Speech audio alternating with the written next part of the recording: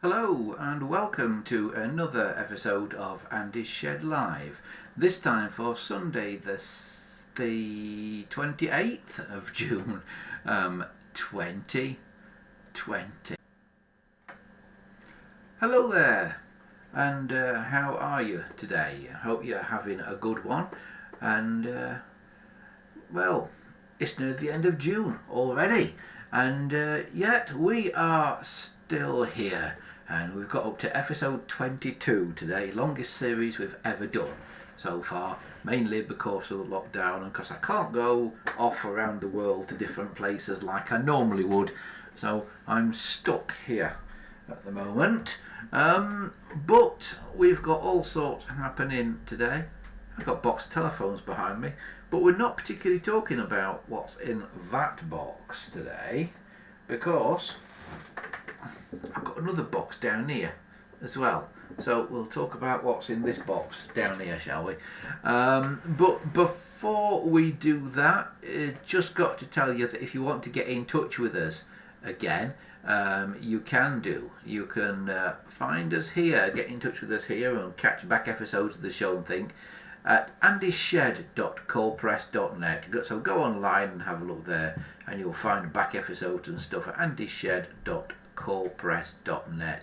And remember, if you want to catch up with us on Patreon and maybe sponsor us on Patreon, it's www.patreon.com/andyshed to get on there as well. Right, we've had all sorts come in this week. We've actually this week had an email come in, and I've just got to find it. But yeah, we've had a bit of email come in. So what did it say? Right, just looking for it. Right, it comes via YouTube. It was actually a YouTube comment, not an email, on one of our videos, from Norfolk Hall, which is actually a guy called Keith. It says, "Hello Andy, there's a bit of a knack to taking the case off a 700 type telephone." So this is relating to when I was stripping down a 700 series phone a while back. He says, "With the 706 and the 746, loosen off the case fixing screws. With the 706, it's the two screws next to the handset plungers. On the 746, it's the one on the back just above the cord entry point. There should be no need to remove the screws as they are held in place with captive nuts." I agree, Keith, they should be, but they're not always. Particularly on the 746s, where it goes in the back and it's got a little spring. Sometimes the captive nut is not on the back there, and I think what it was non-GPO versions of it, i.e. those that were designed to go on PAX systems and things like that, that were given out to telephone rentals and people like that. I think they were really penny pinchy type phones, and I don't think they put the actual nut on the back to make the screws captive, because I've had quite a few that are missing the special captive nut thing on the back. It says the dial shouldn't be an issue, as the dial ring on the case should be able to slide around a bit to clear the dial finger plate and finger stop. Yeah, that's true, it should, yeah. And when putting the case back on, make sure you hook the tabs on the case under the front of the base, then wiggle the dial ring over the dial. With the 711 and 741, that's the wall phones, loosen the case screws near the curly cord entry point, thumbs on the dial and lift forward and up to clear the dial and handset plungers. When putting the case back on, hook the top on first, making sure that the two pieces of metal next to the black plastic handset plungers are located properly. Then push the case over the dial. Wriggle the dial finger ring if need be. It says, "How do I know this? Because I used to be a telephone maintenance engineer. working on customers' phones from 1974 to 1995 and probably taken hundreds of telephone cases off and put them back on. I should think it's probably more like thousands, isn't it, Keith? Everything you've said there is absolutely spot on. I can't fault any of it, except for the fact the screws are not always retained, I find.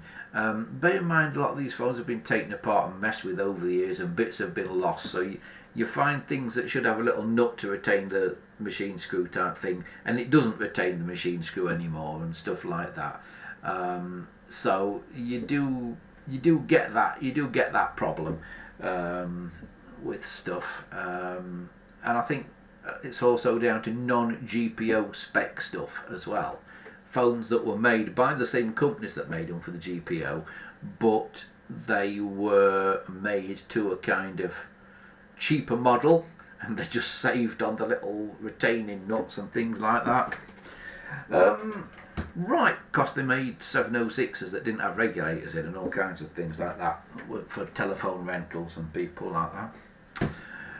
But yeah, right, and it says they only ever used 2 screws to fix the T-bar onto the wall as well. So for the wall phones, they have like a T-bar bracket that goes onto the wall. It says they only ever used 2 screws to fix them onto the wall. He said, we never had electric drills. It was either a roll bit holder and a hammer, or a hand drill with a masonry bit.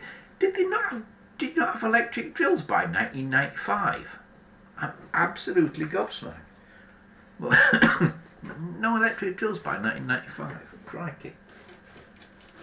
Well, thanks for that, Keith. You've opened my eyes to sort of how these things are fitted and that there.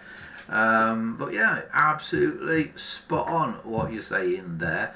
The only problem that I find fitting the cases, and this goes for 706s and for 746s, is that when you're putting the case back on, you've kind of hooked it under at the front and you're trying to push it down, wiggling that bezel around, this bit here, wiggling this bezel bit around to get the dial on, it doesn't always clear because it's so thick on the back, it's so deep, this piece on the 746s, that it doesn't always clear the finger wheel if you've left the finger wheel on. So what I often do is take the finger wheel off and then put the case back on and then put the finger wheel back on, and then it clears. Now on the original 746s, that bezel, on the real 706s rather, and the very early 746s, that bezel piece was held on by a metal clip on the back, so it wasn't a deep piece of plastic that went inside the phone and locked in. It just had a metal clip on the back, so it was a flat piece of plastic, and because the whole assembly was flatter, it worked better. But it's when they went to those one-piece plastic rings that they don't go on so well. That's where you sometimes have to take the finger wheel off, I find, from my experiences anyway. But so thanks for that then, Keith. Just thought I'd get all that in from what you sent me there. So right, let's get back to it, shall we? Alright, just got to move things around on my computer a bit. So what is in this box down here, I hear you ask? Well,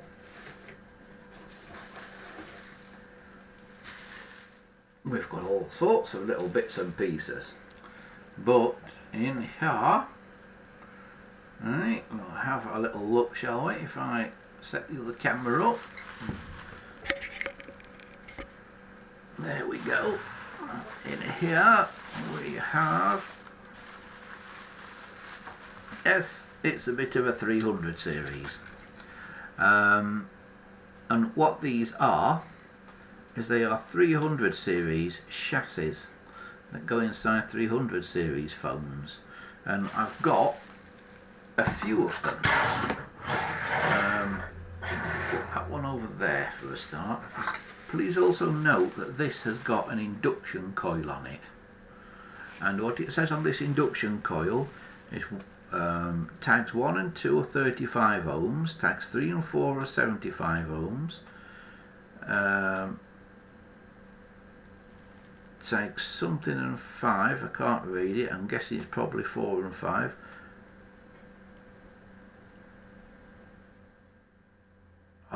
30 ohms, tags 5 and 6 are 30 ohms, and 3 and 7 are 30 ohms.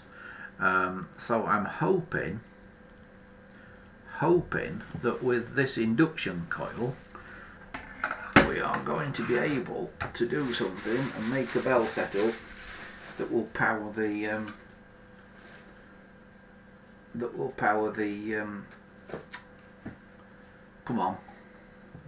power the candlestick phone that I've got here, the 150.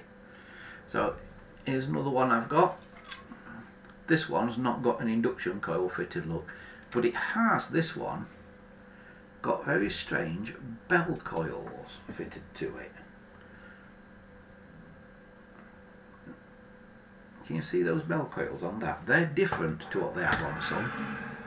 I'll put it under there and I'll find another one.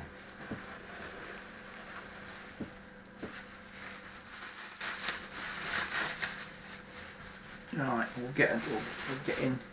we're getting another one out now. Let's have a look at this one. Now, that one's not got any bell coils on, but it has got an induction coil. So put that on there.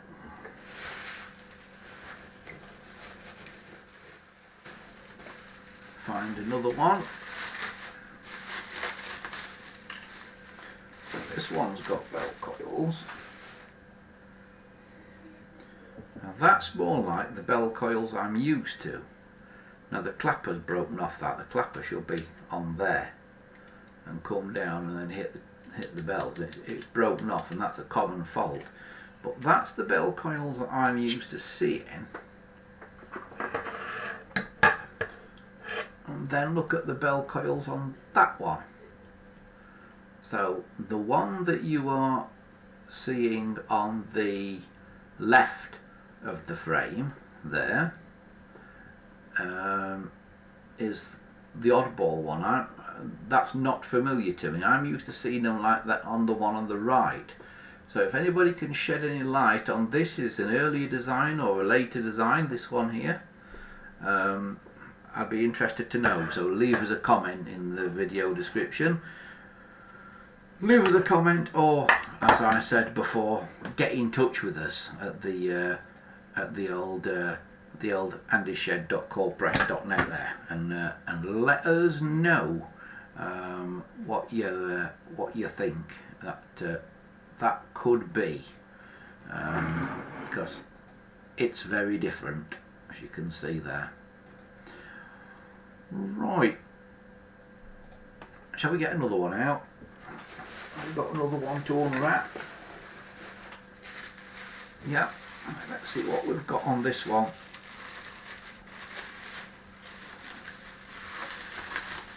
Okay. Yeah, you see this one's got the coils that I'm used to. It's got a bit missing out of the mechanism again though, but it has got the coils there. But it's got no induction coil or anything, that one. So I've got, now if I can move this camera a bit, I've got 3 of them with induction coils still fitted.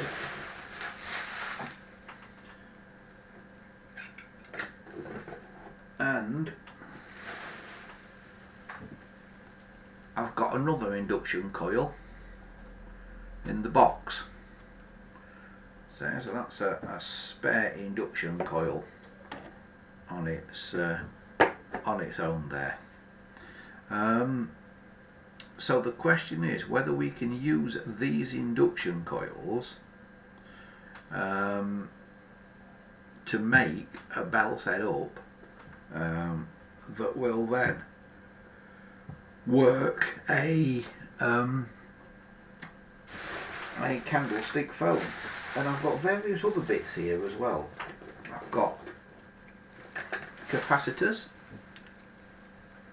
These 3 capacitors, all slightly different physical sizes, all the same values though.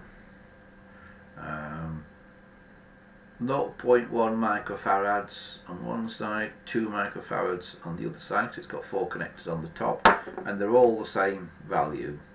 And I believe the square ones are earlier ones and the round ones are later ones, but even the round ones are different sizes. If you look at them like that, can you see that one is taller than the other? Which way around can I? You see? So they are slightly different sizes. So if heavy capacitors don't fit in your phones, there's a good reason why.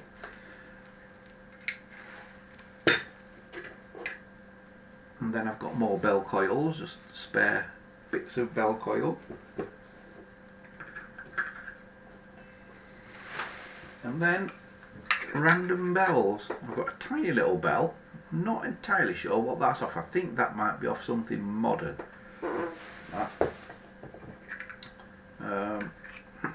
A couple of interesting bells here, because these two, one is thicker than the other, so it could be a matched pair, but they seem to be aluminium. They do. And then a more normal stainless steel type bell there. So we've got all sorts, but the main thing we've got is these chassis. Has that one got aluminium bells on as well?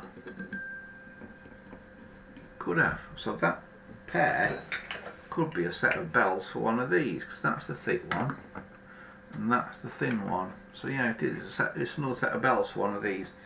That pair. So that's good, isn't it? So we've got a spare pair of bells.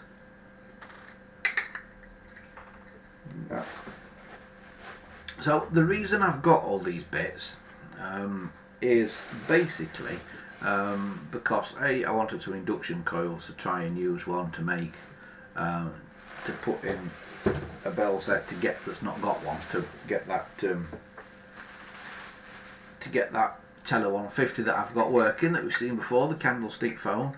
And also I've got a couple of 300 series phones that have had all the innards taken out of them. I've been really bodged about into a sort of set of intercoms or something, and they've had all these innards completely taken out, all the chassis and that, and they're just a hole inside basically. So I'm hoping that with using some of these bits I might be able to restore those.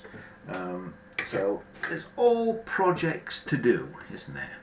So yeah, we've got us work cut out for the future, I think. Right, I'll put some of this lot away. I'll move some of these out of the way now.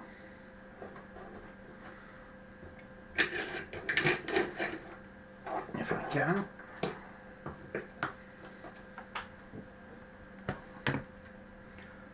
Bit of strange 2-core twisted cord on that. What does that go to?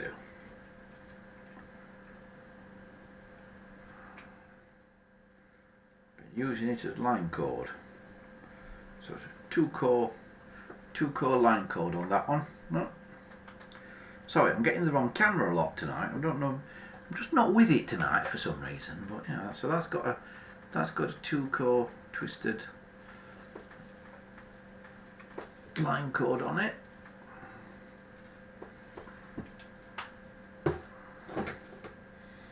The one here with a 4-core braid on it as well, a 4-core round braid. If you want to know how to do this, we're going to be making some of this in a future video, so watch out for that one. If you've got a phone with dodgy braided cord on it, we're going to show you in a future video how to make the braided cords, because they're very expensive to buy. At least I think they're very expensive, and you can make your own basically. We're going to show you how to do it in a future video, where to get the bits from and everything. So yeah, just put the last few bits of these away.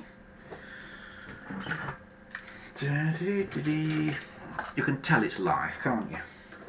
Right, I've cleared the desk again, so that's better. We've cleared it all out. I can reset my cameras now and everything there. So we've got people in the chat. We've got Claus in the chat. It says good evening, Andy. Hello, Claus. We've got Christopher 2000 in there as well. We are going to be showing you Christopher 2000's phone collection at some point. Can't do it this week, unfortunately, so I've not had a chance to get the photos into the system that we use for actually making the broadcast, but I will show you the phone collection that he's got very soon, because it's great, and he's in basically the southern hemisphere, Australia, so it couldn't be much further away if he tried, but might be doing a phone swap as well. Right, I'll show you this lot that's up here, how things are progressing. This we've been working on for ages and ages and ages and ages. This phone, this 746 came in and it had gone white. You can see on the handset here, there's still a bit of it that's white. We've tried everything to get this back to being the right colour. We've tried chemical sanding, which we do a lot using acetone and all sorts, and the only thing that's worked is actual physical sanding with sandpaper, and that's the only thing that's worked. But it had also got a broken case that we fixed on this corner here. It still needs finishing. I know it still looks quite bad there, but it's relatively smooth now. That there was a big chunk out of that corner, so we do still need to finish that off. So that's one thing that we need to finish at the moment. But we've got all kinds of other things that have come in. What I've just done this afternoon, I've just put this one together. This is what came in this box a couple of weeks ago. This is one of the phones that came in that box. It was missing the dial bezel, so I've put the dial bezel back on this afternoon. That one is now fully working again. So that's a nice green 746 there. Who made it? I think it's GEC. Yeah, it's a GEC one. That. So we've got a couple of nice 746s there that are under restoration. The green one is done. The Concord blue one still needs some work doing on it. What else have we got in here?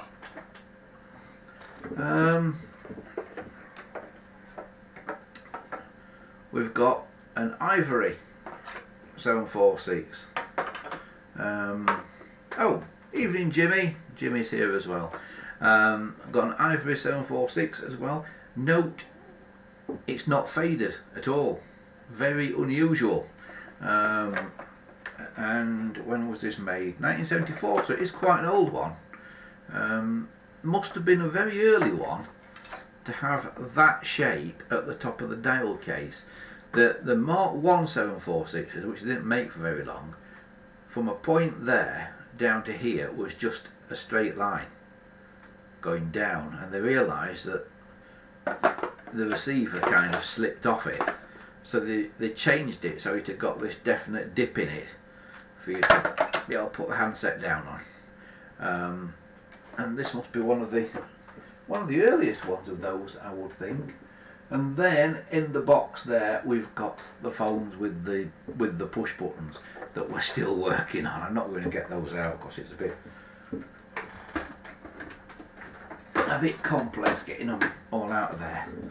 But yeah, so that's what we've got at the moment. But these two have been worked on. We've still got work to do, as I say, on the blue one, but the green one is good to go, as they say. And of course, also in that box, that I got the other week. I got this one. This is the one I really wanted, because this is a 706 clone made by GEC, and this is the one we fitted the line cord to, and this one is now fully working. This is the one we did on the show the other week.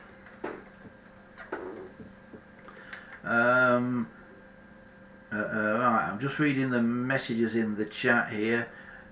Jimmy says the Mark 1 cases ended in 73. By 74 they all had Mark 2 cases.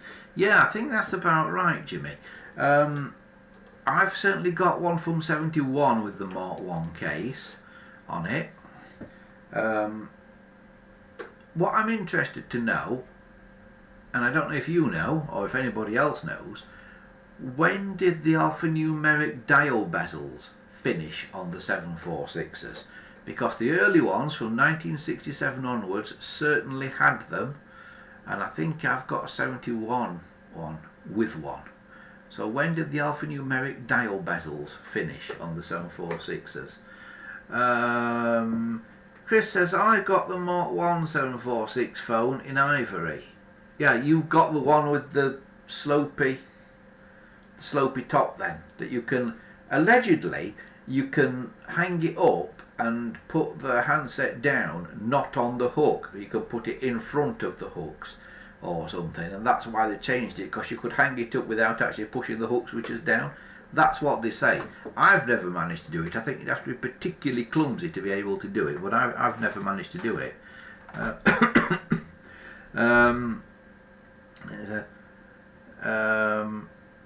There's been testing a 64D bell set as well tonight. A 64D, that's a late one, isn't it? A 64D. Is that one with a plastic cover on? Yeah, I think I've got one somewhere. Yeah, bell sets are an interesting issue on their own, because the problem with bell sets and stuff is some of them have got the induction coils in the bell set and some of them haven't, so you have to get the right bell set for the right phone, and that's the problem I'm having with the candlestick at the minute. I'm looking for a bell set 25 that's got a induction coil in it, and all I can find is bell set 26s, which are absolutely identical to a 25, except they've not got an induction coil in them. Julian says he thinks the alphanumeric bezels ended in late 68, 69. I think they went on longer than that, Jimmy. I think they went on longer. But did they only go on longer than that in some places?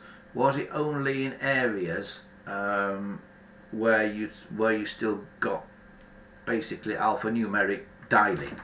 You know, where you dialed an area by letters rather than by numbers, because that was going out at that time, wasn't it? So I don't know if it carried on in certain areas longer than in others.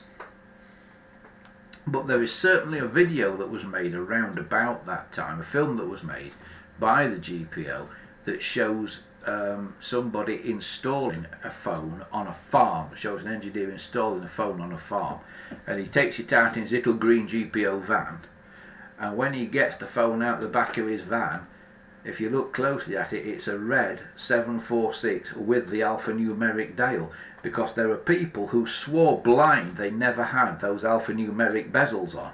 They said, oh, they're always plain on a 746, and there was the video evidence that they weren't plain. Have we got any more?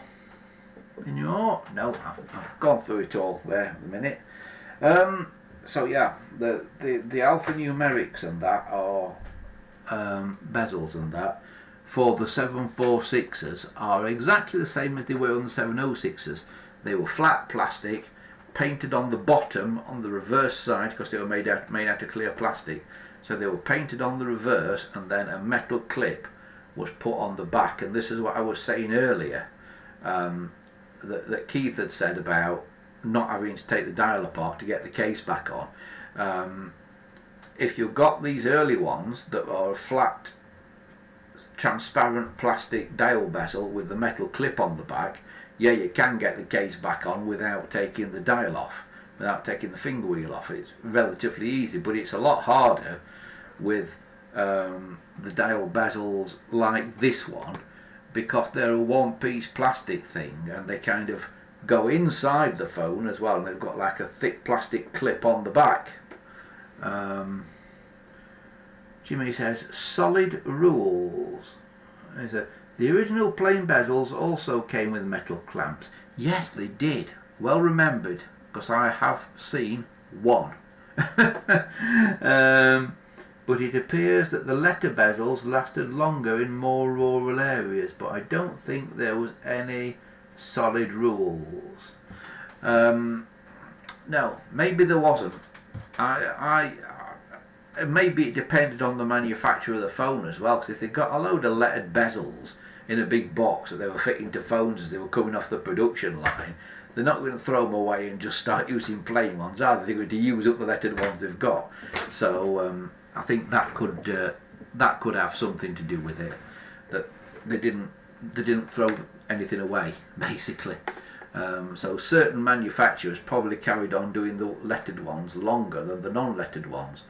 But my big gripe in modern times is these companies that do these reproduction parts. Some of the parts they do are great, but some of them are totally wrong. And what they do these plain plastic bezels, and then they just screen print onto the surface the alphanumerics. Well, that is totally wrong. It's totally the wrong part to have the alphanumerics on, and it would never have been put on the surface because they just rub off. You know, you do that with your fingernail, and it all rubs off. You know, and then people sell those as restored phones, and they're not really restored because they've used parts that they shouldn't have used for a restoration, because they're not parts that were around at the time. You know, it's a later modification. Jimmy says, I've never had a 1968 that didn't have letters, unless it had a refurbished sticker on it. Yeah, I'll go along with that. I think 67 and 68, and probably as far as 71, I think they all had letters on. But you're saying you think some of the letters came off earlier than 71. It's interesting. I wonder with refurbished 706s, when they stopped putting the alphanumeric dial bezels on 746s, on 706s rather, that had been refurbished. So if you had a 706 that was refurbished in, let's say, 68 or maybe even 69, did it come out with a plain bezel if it was refurbished then? If it was a 706? The answer to that one is, I don't know. I'm sure I could probably work it out by going and looking in the loft somewhere at some of the phones. Christopher says, did the GPO 746 phones use a plug and socket in 1969 with the GPO logo on? Because mine has a plug and socket on mine, which is stamped GPO and dated 1969. A plug and socket that's GPO and dated 69. Right. That's a good question. That's a very good question. Not normally. They were normally hardwired in. But they did have a thing which was a jack, like a phono jack thing for a guitar, or you know when you plug a guitar, you know that big jack. It's like a headphone jack, but it's much bigger. I think they call it a 1/4 inch plug or something like that. They had something very similar to that with about 5 or 6 separate sections on it. that was used, I believe, on the house exchange system, so you could plug phone in and unplug a phone and stuff. So they did have those on certain systems, but it wasn't standard. It was standard to hardwire the phone in. I haven't got one to hand, but what they did, your drop cable came from outside your property. If it was a private house, it normally came to the front of the house, down the front of the house, in through a hole in the window frame, because that was the easiest thing to drill through. And as soon as it came in through the window frame, there was a little box about the size of a matchbox that was coloured to match your telephone. And the two wires from the drop cable came into that box, and then from the other side of that box would have been a thing like that, which you can't see very well because it's a dark colour and I'm a dark colour as well. How can I get it somewhere in front of a light colour? Hang on. There, how's that? That thing there, that would have been on the other side of the box.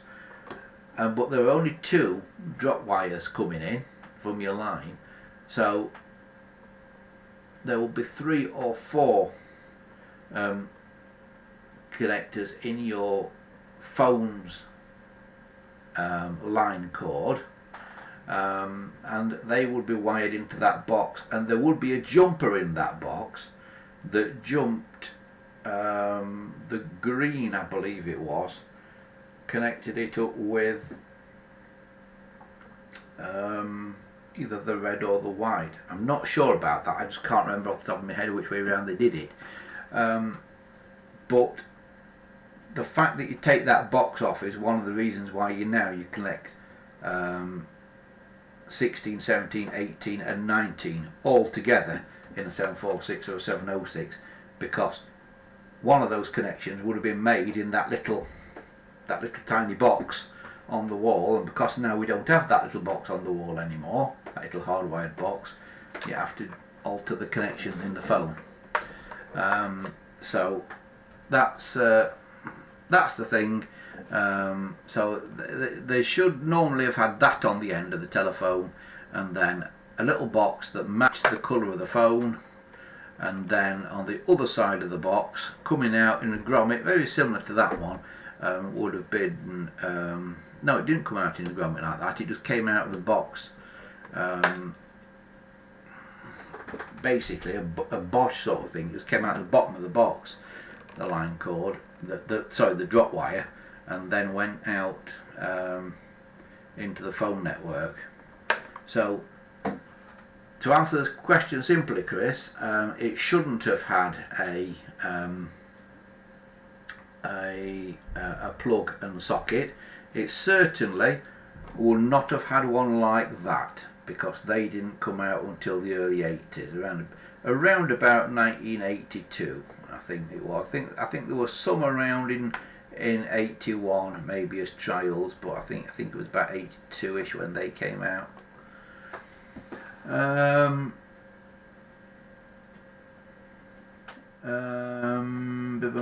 Right, I'm just reading again. Jimmy says, I have both. The refurbished 706 from 68 has a lettered bezel, but the 1969 and 1970 does not.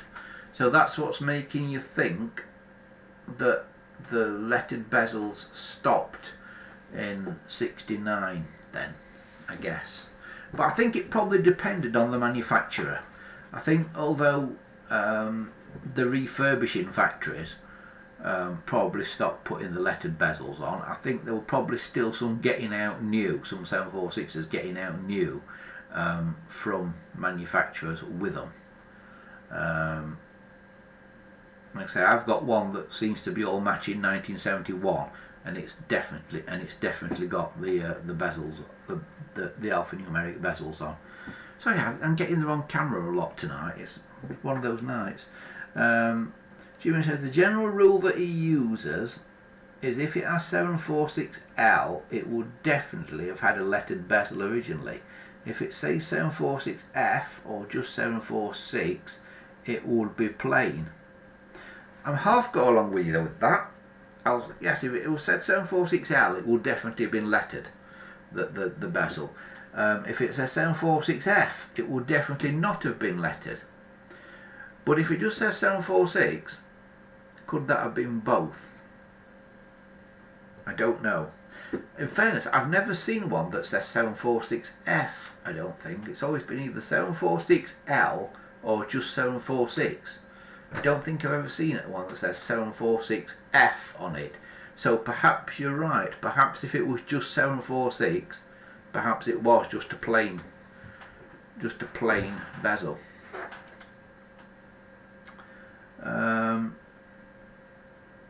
Chris says he uses the junction box to hardwire his 706 into the landline. And Jimmy says, does my 1971 746L on the bottom? Yes, it does. It does. It definitely has 746L on the bottom of it. I'll find it out. It's up in the loft somewhere. In fact, I might even have got a couple. But yeah, the F was 4-figure, and it's certainly applied on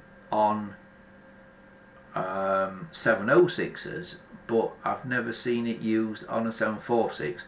I've seen 706 Fs and Ls, but I've never seen a 746 F. I've only ever seen a 746 and nothing, or a 746L. I've never seen the 746F. I'm not saying they don't exist, I'm just saying that I've not seen one. So, yeah, that is interesting, isn't it, that? That's a one to check out over the coming week, that.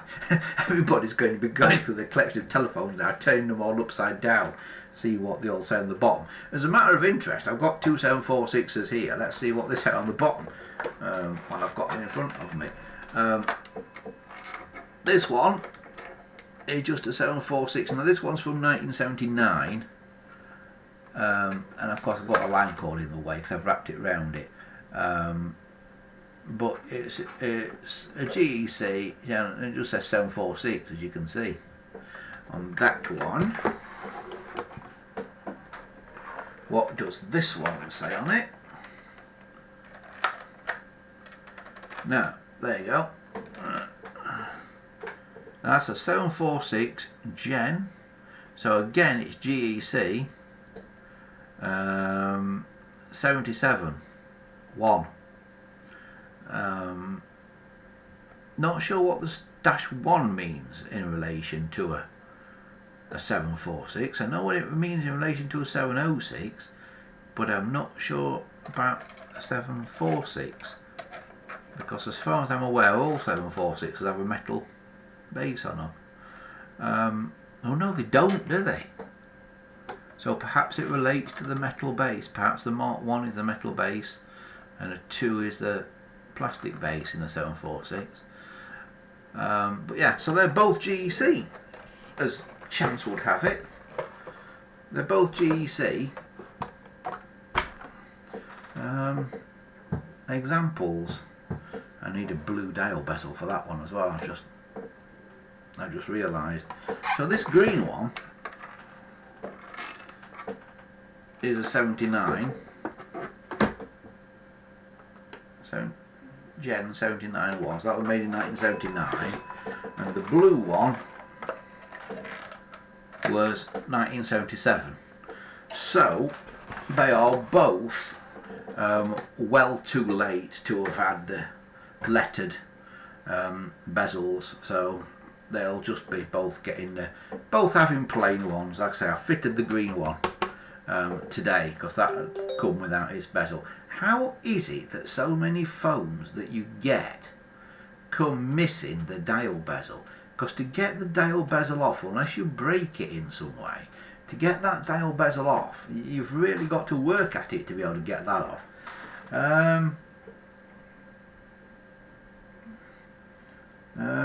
Yeah, right. I'm just going through the chat. We've got 10 people in there tonight, so thanks for watching, everybody. So yeah, there we have it. that's about as far as we go, I think, for today.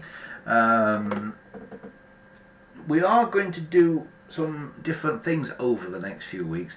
One thing that I want to do on an upcoming episode, and this is probably going to upset some people, I want to do a live scan of eBay. We are going to, one week, possibly next week, we are going to look at eBay, and I am going to take you through what to watch for on eBay if you want to get something in good original condition and don't want to pay too much money for it. I'm going to be commenting on prices, what I think is too expensive and what I think is a good deal, and I'm also going to be commenting on what is original and what isn't original. And I know a lot of forums and that say, oh, don't talk about eBay, don't. Well, I'm going to talk about it on here, basically. So get ready, because if people are listing stuff wrong on eBay or listing stuff as restored when it's got new parts on it and that, then I think somebody should be saying something about it. So we're going to do that possibly next week, possibly the week after. Jimmy says people break the bezels by not taking the finger wheels off when opening the cases. Yes, I think they do. Yeah, but Keith said you don't have to take the finger wheels off. in the comment that he left that I read out earlier, which is true if it's the original bezel, but if it's these later plastic bezels like this one, then they're much harder to get the case on and off without taking the finger wheel off. You can sometimes do it, but it's not easy, and I think you're right, Jimmy. I think people do break them trying to force the cases back, particularly back on. They often come off, but they don't go back on very well. But yeah, I think you're right there. Right, okay, that about wraps it up for another week, unless anybody in the chat has got any questions or anything, or wants to tell us anything. That will about do it for another one. I've got to find some way to put this lot now. Oh, so sounds a bit loose, that one. Right, where on earth did I put them all earlier? Put that one down there. I'm running out of space. I'm going to have to put in a mezzanine floor or something. Extra. I think we need an extra layer on the house or something, you know, an extra story.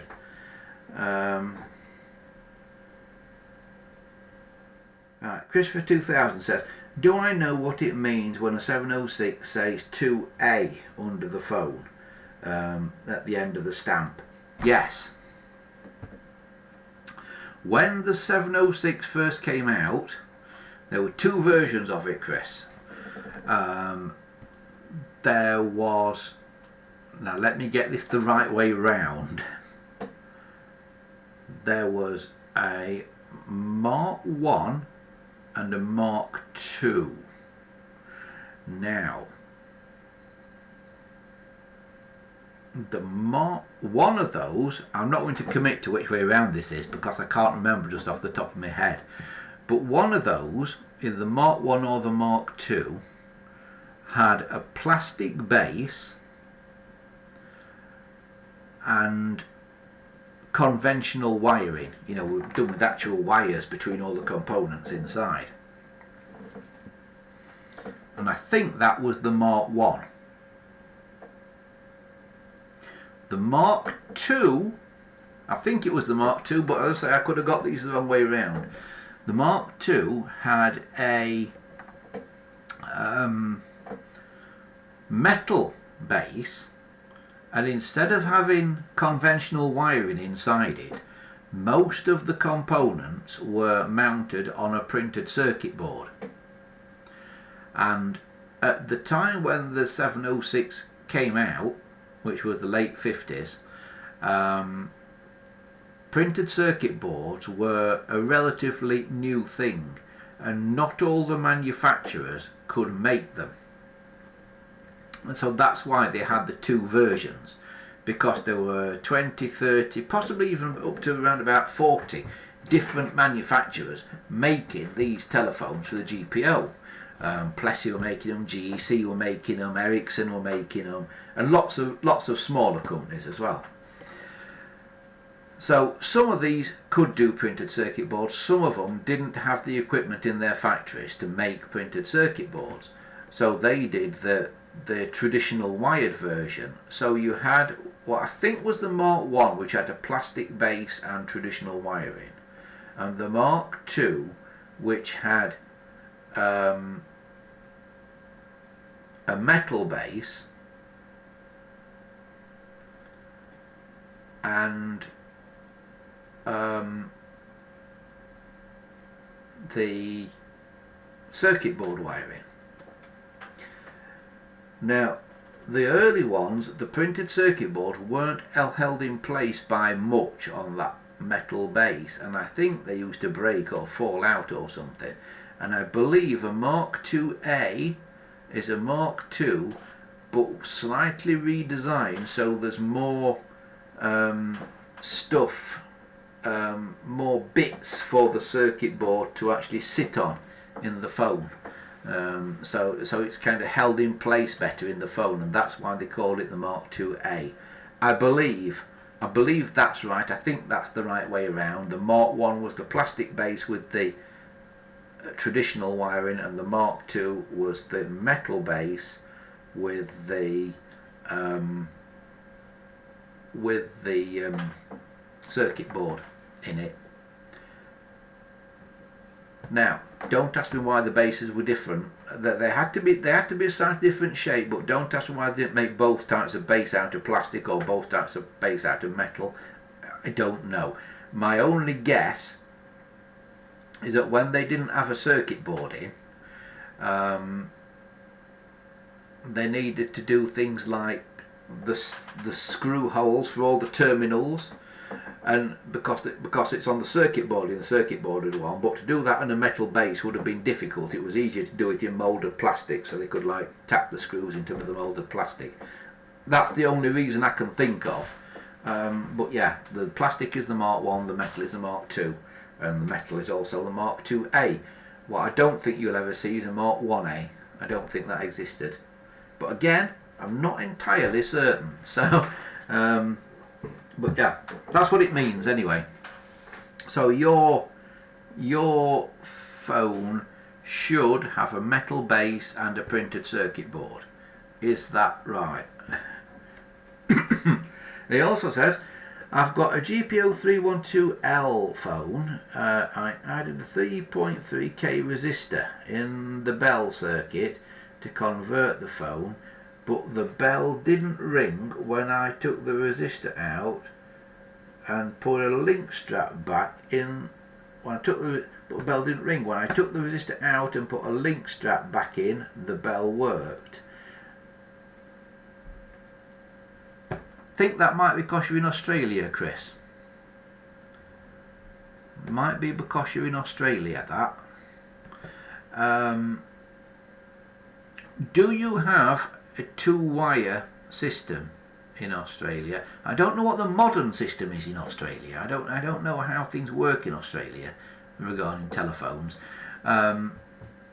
But basically what you're doing with the resistor is you are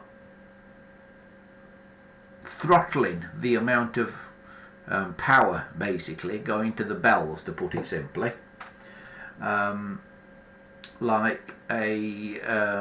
Because you've normally got two 500 ohm bells in series, which makes 1000 ohms.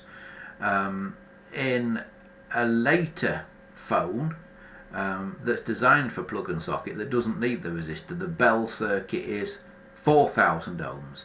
So you're needing to add in to your 1000 ohm system, i.e. two bells in series, two 500 ohm bells in series, you're needing to add in 3000 ohms, which is 3 kilo ohms. and a 3.3 kilo ohm resistor is near enough. Now the problem with that is you're throttling the amount of power that those belts can use. You know, it can't draw that much power out of the line, because if it drew all that power out of the line, a phone somewhere else in your house won't ring, is the theory. So basically it's distributing the power between however many phones you've got in your house. Now I don't know how much power there is in a line in Australia, in a line coming into your house. So I would say you probably don't need the resistor in Australia. Leave it out. Leave it out and see what happens. If all the phones in your house still ring, you know, if you've got like 3 or 4 phones all connected up like onto one line, onto extensions, if they all ring when somebody calls you, then it's fine. If you've got your 300 series plugged in and they all ring, it's fine. Don't bother with the resistor. But if one of them doesn't ring, and it'll not be the 300 will probably ring, it'll be one of the others that doesn't ring, then put the resistor back in the 300 and see if the other phone then rings. Because it says on the 2-wire system. Yeah, but how many volts on that are going down it? That's what I'm wondering. And of course it depends a bit on where you live as well, because there's more power goes down phone lines that are near to an exchange than phone lines that are a lot of miles from an exchange because of DC voltage drop. Yeah, if it works without the resistor, if it works just with the strap instead of the resistor, leave the strap. You won't hurt anything. The worst thing that you will do is drain your house wiring of enough power to ring other phones in your house. So some of the others might not ring in your house, but it certainly won't do any harm to just leave the strap in. All it'll do is it may stop some other phones ringing, but try it. Just try it, because it's not a hard and fast rule. He says, when I put the resistor in my 746 and 706, the bells ring.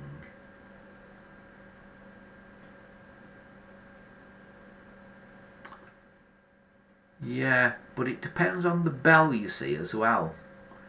You see, although these bells are nominally 500 ohms each coil,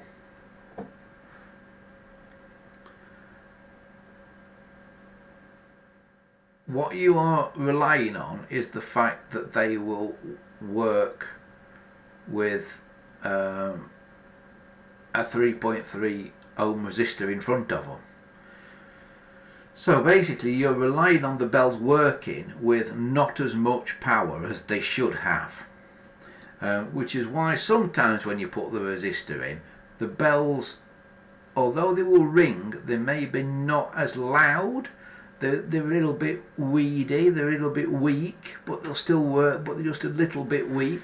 Now if you've not heard one ringing that's not got the resistor in, you may not realise that they're a bit weak. If it's only a little bit, you know, because you have to have something to compare it to.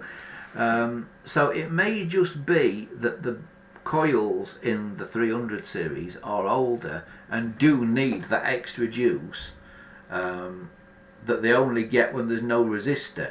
The ones in the 700 series maybe don't need so much juice, and so will cope with dragging what they can through the resistor.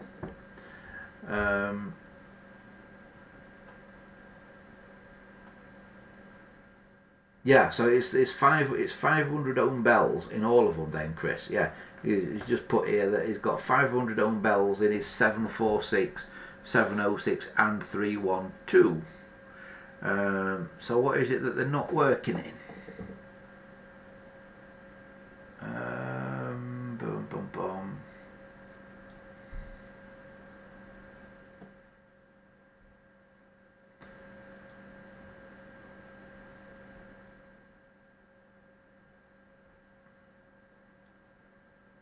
Right, so it's the 312 that they're not working in.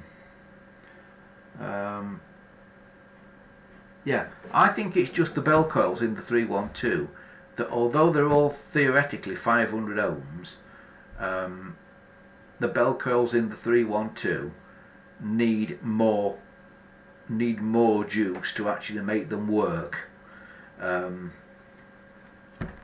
they're just not getting enough, because it's an older phone. So I would say just take that resistor out of that 312, and if everything else that you've got plugged in still works, then that's fine. Just leave it out. Just leave the resistor out of the 312. Leave it in the others, because if you take it out the others, then they will drain the ringing power from the 312, and the 312 is critical how much power it gets. So the 312 needs more power to make it ring than the 700 series do. So that's why you can get away with putting the resistor in the 700 series to limit their power, but you can't put it in the 312 because there's not enough juice going through that resistor with the 312, but it works with the 700s. The resistor is a bodge, it's no doubt. Putting the resistor in anything is a bodge. What you should do is change the bell coils to a set of two 2000 ohm bell coils.